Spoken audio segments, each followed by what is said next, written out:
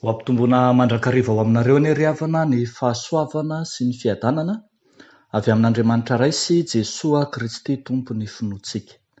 Amen. Hivavaka isika. Ry Andriamanitra rainay, ao amin'ny Jesosy Kristy zokonay io, ny dera sy ny laza ny voninahitra no atolotray anao, ianao izay mitahiry anay amin'ny fahatsarana rehetra, amin'ny fanondram-po ary amin'ny fitiavana. Misaotra anao zahay fa mbola omenao tombonandro, fahavelomana, miaina ny sitraponao ary misitraka ny fitiavanao. Fa misaotra anao koa zahay mbola omenao ny teninao, ilay aina ho an'izay mahazo azy, ilay fahasalamana ho an'ny nofony rehetra, amakivaky ny tontolo andronay sy ny androm-piainanay manontolo mihitsy. Koa aoka ny fanainao masina, hiasa mahery, anokatra ny fonay, ampahazava ny teninao, hitoetra ty anatinay tsiraray avy. Dia amin'ny anaranao Jesosy Kristy mahavonjy, no anaovanay sy angatanay izany vavaka izany. Amen.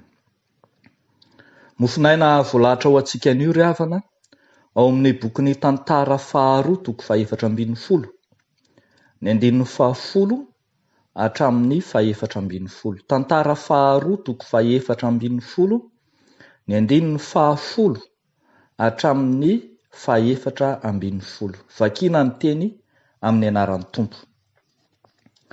Ary asa nitaraina tamin'i Jehovah Andriamanina ka nanao hoe: Jehovah, tsy misy afa-tsy ianao no mahavonjy ny tsy manan-kery raha hiadiny maro izy. Ka vonjeo izahay Jehovah Andriamanitra fa ianao no iankinanay ary ny anaranao no andehananay hiady amin'ireto olona ireto. Jehovah, ianao no Andriamanitray, aza vela isy olona haharesy ianao. Ary Jehovah namely ny Etiopiana teo anoloan'ny Asa sy ny Joda, ka dia nandositra ireny. Ari Asa sy ny vahoaka teo aminy nanenjika azy hatrany Gerara, ka dia nahafatesana be ny Etiopiana ka tsy naharina intsony, fa voaringana teo anoloan'i Jehovah sy ny miaramilana izy, ka nahazon'ny Joda babo betsaka. Ary namely ny tanàna rehetra manodidina ny Gerara izy, fa ny fahatahorana an' Jehovah nahazo ireo, ka nobabony ny tanàna rehetra, fa be ny babo tao. Ary namely ny vala izy ka nahazo babo betsaka, dia ondry Amanosy sy Rameva, ary dia niverina ho an'i Jerosalema izy. Ray masonao, manamasinana ny fahamarinana, ny teninao no fahamarinana. Amen. Ravako malala ao amin'ny Tompo, ny tantaran'ny Asa mpanjaka izay nanjaka tao amin'ny fanjakana Joda, tao amin'ny fanjakana Atsimo, no ambarany ity toko fahaefatra ambin'ny folo ity. Ambara amin'ny andininy voalohany hatramin'ny andininy fahaenina ny tapany voalohany amin'ny tantaran'ny Asa, izay ambara fa mpanjaka nanao izay tsara sy mahitsy teo mason'i Jehovah izy. Ho ny andininy voalohany, izay tsy tao anatin'ny vakina teo, manao hoe: ary Asa nanao izay tsara sy mahitsy eo imason'i Jehovah, fa nandrava ny altaran'ny firenena hafa sy ny fitoerana avo izy, sady nanorotoro ny tsangam-bato-tsampy ary ny kapa ny Asera. Ary nandidin'ny Joda hitady an'i Jehovah Andriamanitry ny razana izy, hankatony lalàna sy ny didy. Mpanjaka nanao izay tsara sy mahitsy teo amin'ny mason'i Jehovah, hiasa mpanjaka, ka vokatr'izany dia nandry sy niadana nandro fahizay ny tany.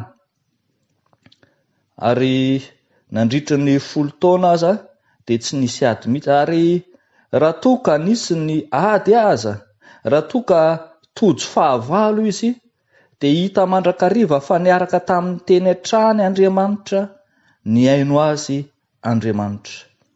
Rehefa mitaraina amin'Andriamanitra izy dia mihaino azy Andriamanitra. Andeha ho jerentsika ry havako eto amin'ity nofinainy ity ary ny fitarainana amin'Andriamanitra. Ny fitarainana amin'Andriamanitra voalohany mahavonjy ny tsy manan-kery.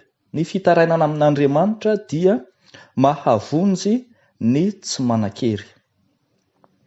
Nitaraina tamin'Andriamanitra tokoa i asa mpanjaka rehefa hiatrika ny fahavalo marobe teo anoloany. Hitany fa tena tsy mifandanja ny hery, atody miada mambato izy ary mahatsapa fa tsy manan-kery eo anatrehan'ny miaramila marobe izay manafika azy dia ny miaramila ny zera Etiopiana zany. Raha jerena mantsy dia eo amin'ny 7 hetsy ny miaramila ny asa, kanefa mahatratra any amin'ny 2 tapitrisa sy kalesy 300 kosa ny an'zera Etiopiana. Noho izany dia hita fa eo amin'ny atsasaky ny miaramila ny fahavalo no isan'ny miaramila ny asa, ka dia nitaraina tamin'Andriamanitra izy. Hitantsika eo amin'ny 10 izany fitarainana nataony asa izany, ny vavaka nataony nasandratra ny teo amin'Andriamanitra. Asehony amin'izany vavaka izany fa tsy any asa ny ady fa an'Andriamanitra. Andriamanitra no hamonjy azy, Andriamanitra no iankinany, ny anaran'Andriamanitra no andehanany, Andriamanitra hampandresy azy. Hisongadina mihitsy fa Andriamanitra no mahavonjy ny kely hery raha iadin'ny maro izy. Hita eo zany fa tsy ny isa akory no zava-dehibe eo anatrehan'ny ady fa ny fiankinana amin'Andriamanitra. Efa tazantsika mandrakariva ry havako fa io Andriamanitra io dia mamonjy ny kely hery raha iadin'ny maro, tahaka ny namonjen'Andriamanitra ny Davida teo anatrehan'ny Goliata, tahaka ny namonjen'Andriamanitra ny zanak'Israely tamin'ny tanan'ny Gideona, tamin'ny tanan'ny Samsona, eo anatrehan'ny fahavalo samihafa. Eny, hitantsika mihitsy aza ny tanan'Andriamanitra mitsotra izay momba ny fahavalon'ny olon'Andriamanitra rehetra, satria Andriamanitra mamonjy ny vitsy anisa izy raha mitaraina aminy.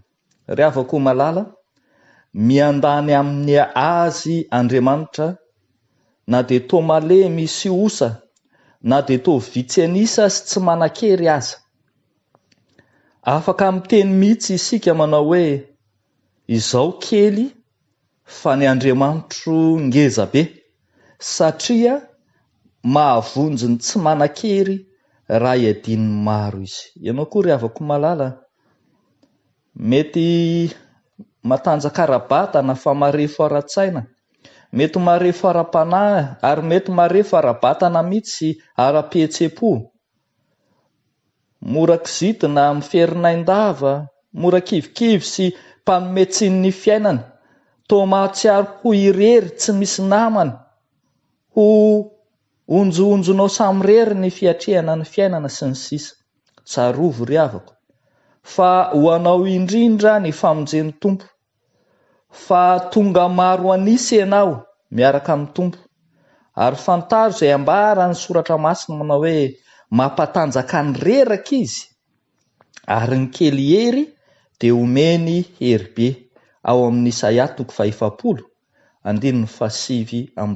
Io Andriamanitra io mihitsy no vonona hanarina ny fiainanao, izy lay Andriamanitry ny kambotsy sy ny mpitondra tena, lay Andriamanitry ny vahiny sy ny tsy manam-pia, lay Andriamanitry ny osa sy ny marefo, ampahery sy ampatanjaka izay malemy, ampandresy ny iresy amin'ny fiainana, ampitraka izay mitanondrika, hanalehibe ny kely.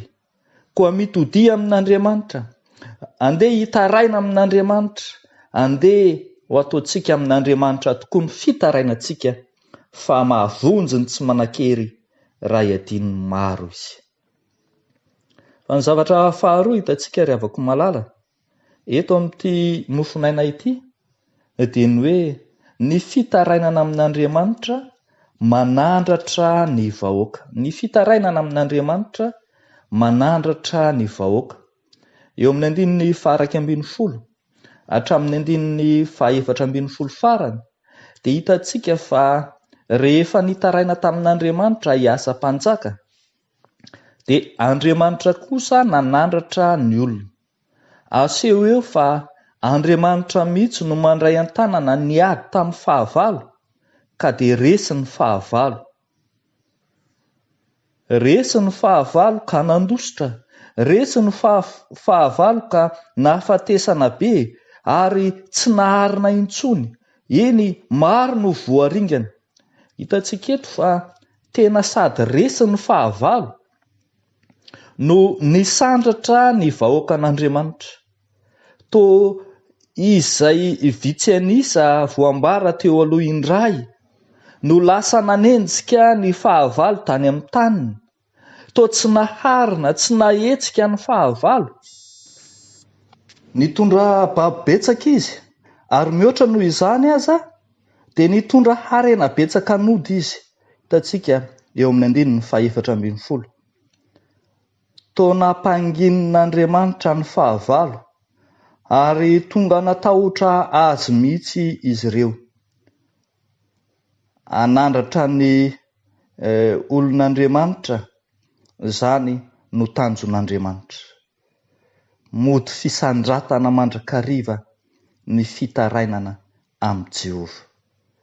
Tsy misy miala maina izay maharitra mitaraina sy mitodika amin'ny marina tokoa. Fa hitantsika amin'ny tantaran'ny Soratra Masina, ny nanandratan'Andriamanitra ny olony teo anatrehan'ny fahavalo, ny nanandratan'Andriamanitra ny Mordekay teo anatrehan'ny Hamana izay nikasa anisy ratsy azy, ny nanandratan'Andriamanitra ny Ezekia mpanjaka teo anatrehan'ny fanompana sy ny fiaikenan'Andriamanitra nataon'ny fahavalo tahaka ny Rabsake sy Sankeriba mpanjakan'ny Asiria. Ny nanandratan'Andriamanitra any Jiosy tamin'ny andron'ny Nehemia governora raha toa ka nakoraindry Tobisy Sambala fahavalo izy tamin'ny fanarenana ny mandan'i Jerosalema. Hitantsika ny nanandratan'Andriamanitra any Josefa ho praiminisitra tany Egipta raha toa ka namidy tamin'ny vary mandeha izy. Ry havako malala, raha olon'Andriamanitra ianao dia tsarovy fa mbola hisandratra, mbola hasandratra, mbola handresy ary mbola homenatra sy hangahiahy ny fahavalo. Andriamanitra manandratra izay mitaraina aminy. Tsy hamela ny olony ho afa-baraka fa hiady ho an'ny olony ary aseho mandrakariva fa izy no manokatra ny lalana ahazahoany fahombiazana. Mbola asandratr'Andriamanitra ianao, mbola ataony ho mpandresy raha oviana ihany hoy isika indraindray. Ry havako, aza maika fa tsy adinon'Andriamanitra izany ianao. Aza maika fa hitan'Andriamanitra ny mahazo anao, fa tonga amin'ilay fitenenana manao hoe matoa izy elaela, spesialy izy zay. Matoa izy elaela, spesialy izy zay. Fa ho ataon'Andriamanitra ho lohany ianao fa tsy ho rambony, ary ho ataony ambony tokoa fa tsy ho ambany, ary ho menatra sy hangahiahy ny fahavalo. Dia ho an'Andriamanitra ireriany ny voninahitra. Ho amintsika rehetra kosa ny fitarainana marina amin'Andriamanitra mba hahatonga antsika ho voavonjy eo anatrehan'ny maro anisa sy hahatonga antsika hisandratra amin'ny maha-olon'Andriamanitra antsika. Amen. Hivavaka isika. Andriamanitra, misaotra sy mideranao zahay noho ny amin'ny teninao izay manome antoka sy fanimpanantenana fa tsy mamelana irery ianao. Adinao ny adinay ary fahavalonao ny fahavalonay. Misaotra anao Tompo, manaiky andray an-tanana izay rehetra momba anay ary mametraka eo anatrehanao tokoa ireo sokajon'olona marefo, sokajon'olona osa, toa mahatsiaro tsy manan-kery sy vitsy anisa eo amin'ny fiarahamonina. Eo ireo kamboty, ny mpitondra tena, ny tsy manam-piay, ny tsy manan-koanina, ny sahirana amin'ny fivelomana, ireo sokajon'olona marefo ara-batana, ireo ao anatin'ny fahasembanana amin'ny lafiny rehetra na ara-batana na ara-tsaina.